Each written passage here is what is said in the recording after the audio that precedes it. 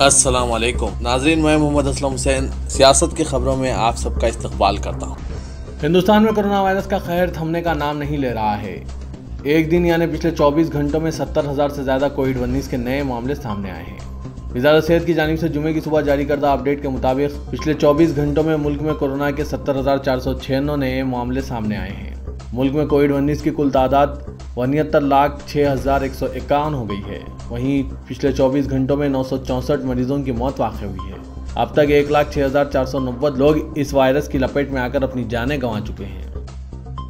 कौमी तफ्तीशी एजेंसी यानी NIA ने 2018 में महाराष्ट्र के भीमा कोरेगांव में तशद्दुद की तहकीकात के सिलसिले में झारखंड से 83 साला फादर स्टीन स्वामी को आज गिरफ्तार किया है। इस मामले की तफ्तीश करने वाली दिल्ली से ताल्लुक़ रखने वाली NIA टीम ने जुमे की अलग सुबह नेमिकोम पुलिस स्टेशन के इलाके बागांचा में वाक़ फादर स्टैन स्वामी को इनके घर से गिरफ्तार किया है। NIA की टीम स्वामी के घर पर तकरीबन 20 मिनट तक रही, फिर इन्हें गिरफ्तार करके अपने साथ ले गई। मुंबई पुलिस ने टेलीविजन रेटिंग पॉइंट्स यानी TRP से छेड़छाड़ के एक रैकेट को बेनकाब करने का दावा किया है और कहा है कि इस केस में 4 अफराद को गिरफ्तार किया गया है। TRP इस बात को जांचने का एक पैमाना है कौन से टीवी प्रोग्राम्स को ज्यादा देखा जाता है और इससे नाजरीन की पसंद और किसी मखसूस चैनल की मकबूलियत का पता चलता है। मुंबई के पुलिस कमिश्नर परमवीर सिंह ने सहाफ़ियों से बातचीत करते हुए कहा कि कौमी टीवी न्यूज़ चैनल इस रैकेट में मुलविस है जिससे सुशांत सिंह राजपूत की मौत के मामले में मुंबई पुलिस और महाराष्ट्र हुकूमत पर हमलों के लिए तनकीदों का सामना है। बताया जा रहा है कि ये रिपब्लिक टीवी चैनल है। मुंबई पुलिस की क्राइम ब्रांच ने इस TRP रैकेट को बेनकाब करते हुए 2 मराठी चैनल्स के मालिकीन को गिरफ्तार किया है। पुलिस कमिश्नर ने बताया कि कौमी टीवी चैनल के जिम्मेदारों को भी गिरफ्तार किया जाएगा। इस दौरान चैनल ने एक बयान में पुलिस कमिश्नर के दावों को मुस्तरद कर दिया। साबिक मरकजी वजीर रामविलास पासवान इस दुनिया से चल बसे। उनके फर्जंद और LJP के सदर चिराग पासवान ने ट्विटर पर यह इत्तला दी। 74 साला रामविलास पासवान जो लोक जनशक्ति पार्टी के सरपरस्त आला थे, नई दिल्ली के हॉस्पिटल में गुज़िश्ता चंद दिनों से ज़ेर इलाज थे। उनके क़ल्ब का ऑपरेशन किया गया था। गुज़िश्ता 5 दिनों से हिंदुस्तानी सियासत में सबसे मकबूल दलित रहनुमा की हैसियत से वो सरगर्म रोल अदा करते रहे। मौजूदा मोदी काबीना में वो सारिफीन तग़ज़िया और निज़ाम तक़सीम आमा के वज़ीर की हैसियत से ओहदे पर फायज थे। चिराग पासवान ने ट्विटर बयान जारी करते हुए कहा कि पापा आप अब इस दुनिया में नहीं रहे। मैं जानता हूँ आप जहाँ कहीं भी हों मेरे साथ रहेंगे। वज़ीर-ए-आज़म नरेंद्र मोदी ने रामविलास पासवान के अचानक इंतकाल पर ताज़ियत का इजहार किया है। वज़ीर-ए-आज़म नरेंद्र मोदी ने अफगान अमन मुज़ाकरातकार अब्दुल्ला को अफगानिस्तान में पायदार अमन और खुशहाली के लिए हिंदुस्तान के अहद से वाकिफ़ कराया और मुल्क में मुस्तकिल जंग बंदी की कोशिशों का खैर मकदम किया।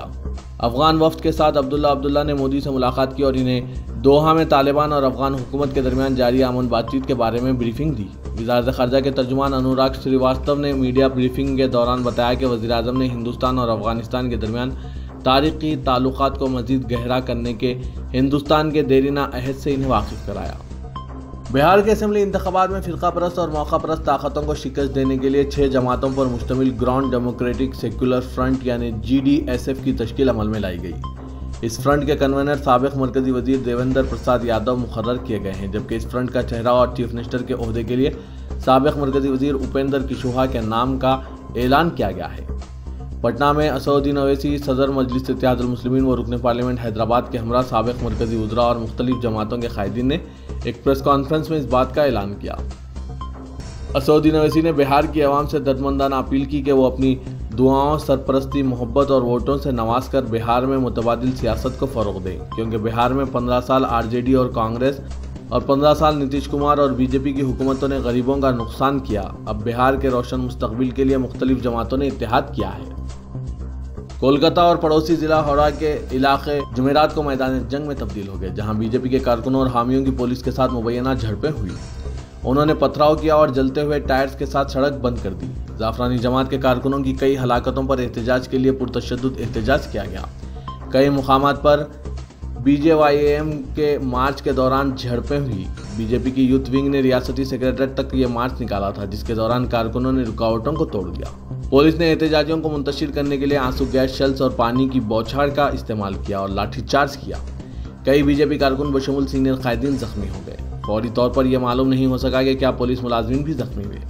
एहतजाजियों ने कई जगह टायर्स जलाए, जिसकी वजह से काला धुआं नजर आ रहा था। झड़पों के दौरान दुकानात और बाजार बंद कर दिए गए थे। उत्तर प्रदेश के हाथरस में मुबैना इस्मत रेजी व कत्ल के 4 मुलजिमीन ने सुपरिटेंडेंट ऑफ पुलिस को एक खत लिखते हुए दावा किया है कि वो बेकसूर हैं और इन्हें इस मामले में फंसाया गया है। ये खत अलीगढ़ डिस्ट्रिक्ट जेल से लिखा गया, जहां वो फिलहाल कैद में हैं। ये खत सोशल मीडिया पर वायरल हो गया, जिसमें असल मुलजिम संदीप ने कहा कि इसकी मुतासरा लड़की से दोस्ती थी, जिसकी वजह से लड़की की मां और भाई ने 19 साल दलित लड़की के साथ मारपीट की थी, जिसके नतीजे में वो बुरी तरह जख्मी हुई और इसकी मौत हो गई। हाथरस के superintendent of police Vinesh Jaiswal ने इस खत की तौसीक की। उन्होंने कहा कि 4 मुलजिमीन ने अलीगढ़ डिस्ट्रिक्ट जेल के सुपरिटेंडेंट को खत हवाले किया, जिन्होंने मुझे रवाना किया। डॉक्टर्स ने बंगाल में कोविड-19 केसों में मुसलसिल इजाफे पर तशवीश का इजहार करते हुए चीफ मिनिस्टर ममता बनर्जी को एक खत लिखा है और कहा है कि वो दुर्गा पूजा के दौरान अवामी इज्तिमात को महदूद करने के कदम उठाएं, क्योंकि इसके नतीजे में इन्फेक्शन की सुनामी आ सकती है।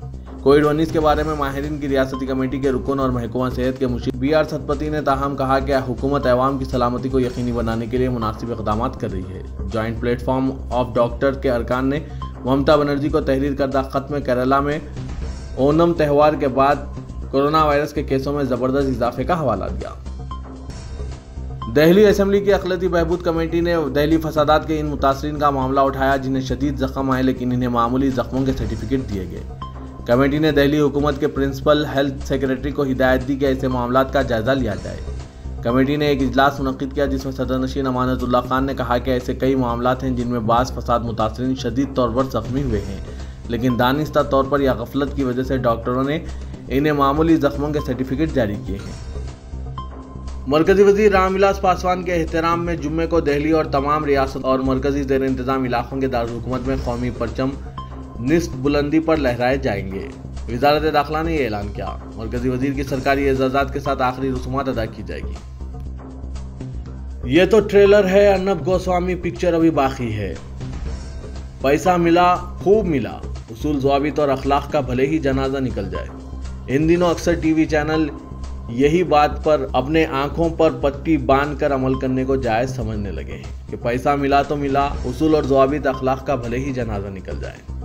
ऐसे चैनलों में बीजेपी के भोंपू अर्नब गोस्वामी का चैनल रिपब्लिक भारत सबसे आगे है। बल्कि अगर ये कहा जाए कि ये चैनल टीआरपी के लिए लाशों पर भी खेल जाता है तो शायद गलत नहीं होगा। जब से मुंबई पुलिस ने अर्नब गोस्वामी के चैनल की अपनी टीआरपी बढ़ाने के लिए की जा रही गैर अखलाकी और गैर कानूनी सरगर्मियों का पर्दाफाश किया है, तो अर्नब गोस्वामी बौखलाए फिर रहे हैं। अब अर्नब गोस्वामी कभी मुंबई के पुलिस कमिश्नर परमवीर सिंह को अदालत में घसीटने के लिए धमकी दे रहे हैं, तो कभी ये दावा कर रहे हैं कि चौंके सुशांत सिंह राजपूत मामले में उन्होंने मुंबई के पुलिस कमिश्नर से सवालात पूछे थे, इसलिए ये टीआरपी के नाम पर इनके न्यूज़ चैनल रिपब्लिक भारत को घसीटा जा रहा है। अर्नब गोस्वामी को अब आगे पूछताछ के लिए तलब किया जाएगा और इन्हें हिरासत में भी लिया जा सकता है।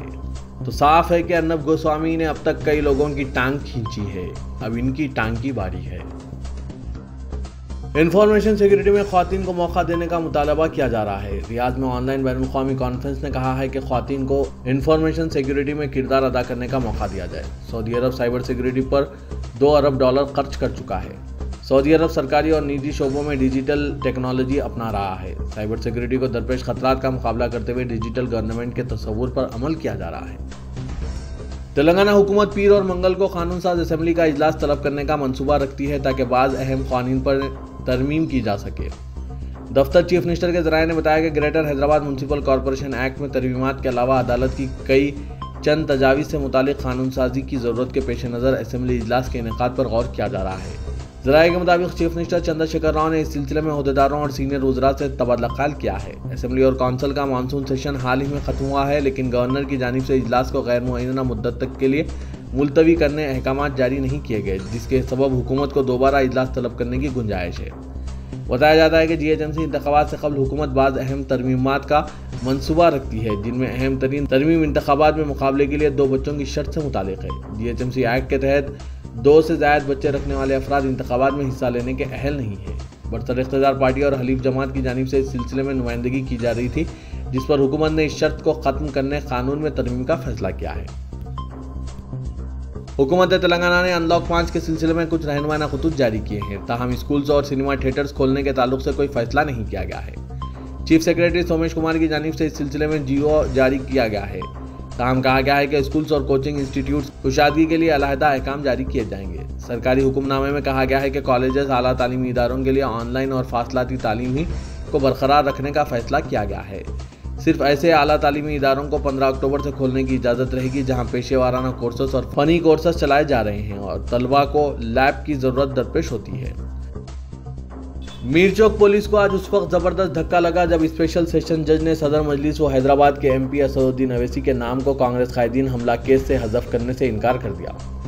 2016 फरवरी में GHMC इंतखाबात में कांग्रेस कायदीन पर हमले के लिए मीरचौक पुलिस ने असदुद्दीन अवैसी और दीगर के खिलाफ मुकदमा दर्ज किया था।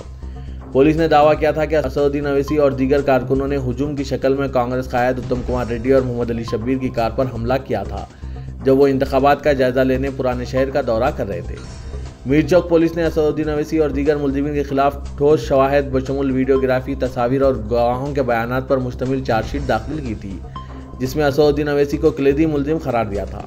लेकिन हालिया दिनों मीरचौक पुलिस ने अदालत से इस मामले में सप्लीमेंट्री चार्जशीट दाखिल करने की इजाज़त तलब की। तहकीकात की तकमील के बाद पुलिस ने चार्जशीट के साथ दरख्वास्त दाखिल करके गुजारिश की कि मुकदमे में असदुद्दीन अवैसी मुलविस नहीं है और इनके पास शवाहिद भी नहीं है, जिसके नतीजे में इनका नाम मुलजिमीन की फहरिस्त से हज़फ कर दिया जाए। खुसूसी कोर्ट के जज CHVRR प्रसाद ने इस्तग़ासा से सवाल किया कि साबिक़ में जो चार्जशीट मुलजिमीन के खिलाफ दाखिल की गई थी इसे अदालत ने कबूल कर लिया है और अब असदुद्दीन अवैसी का नाम किस बुनियाद पर हज़फ किया जा सकता है। स्पेशल जज ने मीरचौक पुलिस की जानिब से दाखिल की गई दरख्वास्त पर अपना फैसला सुनाते हुए कहा कि रुकन पार्लियामेंट हैदराबाद का नाम मुलजिमीन की फहरिस्त से हज़फ नहीं किया जा सकता और इस केस की कार्रवाई जारी रखी जाए। बेगम बाजार फिलखाने में मुस्लिम कब्रिस्तान से मुतसिल सरकारी बैतुल खला का दोबारा काम शुरू करने BJP और दीगर संघ परिवार कारकुनों ने इलाके में हंगामा आराई की और तिजारती इदारे जबरन बंद करवाए। कबीरुद्दीन शाह कब्रिस्तान से मुतसिल दीवार के करीब शुरू किया गया था जिस पर मुकामी अवाम ने बरहमी जाहिर करके एहतजाज किया। मुतवल्ली ने भी सख्त मुखालिफत की और वक्फ बोर्ड की मुदाखलत पर काम रोक दिया गया था। बाज़ अफराद को पुलिस ने कल एहतियाती गिरफ्तार करके बादजान रिहा कर दिया, लेकिन बैतुल खला की तामीर के मसले पर मुकामी BJP कायदीन सरगर्म हो गए और इलाके बेगम बाजार में आज एहतजाज व हंगामा आराई की। हल्के गोशा महल के BJP रुकन असेंबली T राजा सिंह वहां पहुंच गए और BJP कारकुनों की हिमायत लेते हुए बैतुल खला की तामीर को फिलफोर अंजाम देने बल्दी अहदेदारों से रब्ता किया। तेलंगाना वक्फ बोर्ड की मुदाखलत के नतीजे में काम आर्जी तौर पर रोक दिया गया, लेकिन बावसूख ज़राए ने बताया कि मुकामी BJP कायदीन और दीगर अफराद ने बैतुल खला की दोबारा तामीर के लिए साबिक़ में हाईकोर्ट से अहकामात हासिल किए और इनकी आड़ में रातों रात बैतुल खला की तामीर कर दिए जाने का खदशा है। मुशीर हुकूमत तेलंगाना बराए अखिलती उमूर AK खान ने कहा है कि हुकूमत की जानिब से एक मुनफरिद स्कीम का आगाज़ करते हुए 100 से ज़्यादा अखिलती तलबा को मुफ्त सिविल सर्विसेज की ट्रेनिंग के लिए स्पॉन्सर करने का फैसला किया गया है।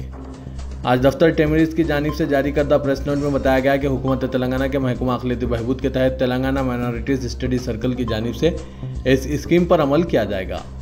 इस स्कीम के तहत all India civil service examinations की कोचिंग फराहम करने वाले मारूफ इदारों में 100 तलबा को कोचिंग की सहूलत फराहम की जाएगी।